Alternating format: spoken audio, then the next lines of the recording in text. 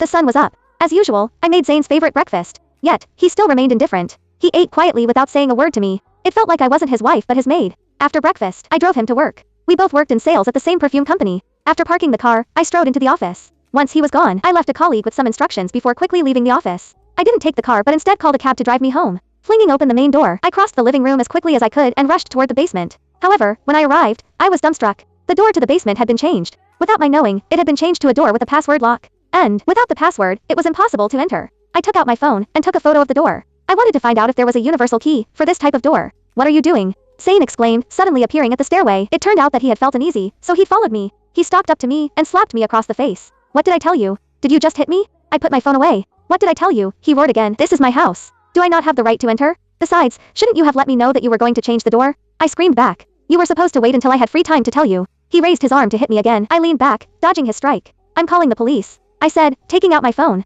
My face was stinging from the pain, and I was so furious that I felt like I was about to combust. We hadn't even been married that long, and he was already abusing me. Things would only go downhill from here. Panicking, Zane grabbed my hand. "Why are you calling the police? This is my house, so why won't you allow me to go downstairs? And why did you hit me? Can't I call the police over this?" I insisted on calling the cops. "Honey, calm down," he said, lowering his voice. I had acted impulsively. Is impulsiveness a reason to hit your wife? I shook his hand off. "Let go. I have to call the police." He grabbed my hand once again. "Honey, is this so big of a deal that you have to call the police? If you feel like things won't work out between us, you can file for divorce." Divorce. When I heard that word, I took a step back, falling silent. Even though we weren't getting along as husband and wife, we weren't at the point where we should get divorced. Moreover, my parents had placed high hopes on our marriage. They were even looking forward to grandchildren. More importantly, if we got divorced, he would get half of this villa. That would be a huge loss for my parents. It wasn't like I agreed to it, either. "If you file for divorce, you have to give me the villa," Zane continued. "If you don't want to get divorced, then we can continue to live life the same way we used to, and you go back to work now." After pondering it carefully, I shot him an angry look before storming upstairs. I had no choice. I couldn't give up the villa that my parents had bought with their hard-earned money.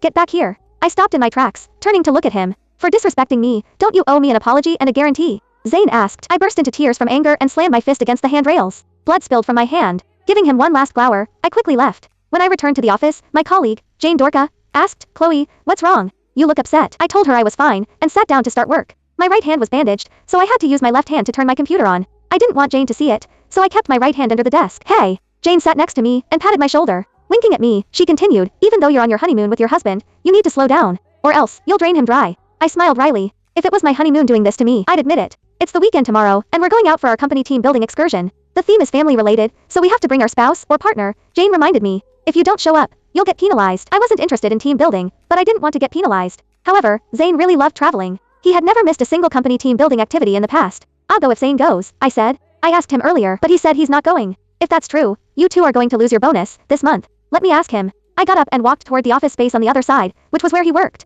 As soon as I entered, I saw him gossiping with two other male colleagues. 2 months ago, an accident had occurred in front of the office. A female driver had run over and killed 3 of our company's staff before running away. Until now, the female driver still hadn't been caught. That was the topic of their conversation. I stopped beside Zane and asked softly, "Aren't you attending the company team building event?" "No," he replied coldly. "If we don't go, the company will penalize us," I continued quietly. "Let them do it then. I don't think that just because we fought, you're so annoying." Zane suddenly shouted, "I'm staying home, you hear me?" The office immediately fell deathly silent. Our colleagues gaped at us in utter shock. My face flushed red. I badly wanted to hide under a desk. He had just raised his voice at me, his newly wedded wife, in front of everyone in the office. What else could I say? Bowing my head, I turned and left. It was at that moment that all my illusions about Zane died completely. When I returned to my desk, Jane wrapped her arms around me. "Chloe, I'm sorry. I shouldn't have pressured you," she apologized quietly. "It's all right." Suddenly, something popped into my head. I took out my phone and sent her a photo. "Jane, you know a lot of things. Could you help me find out if a password-locked door like this has a universal key?" Jane looked at the photo on her phone for a while before nodding. "Sure. I have a friend who sells doors like this. I'll ask her for you."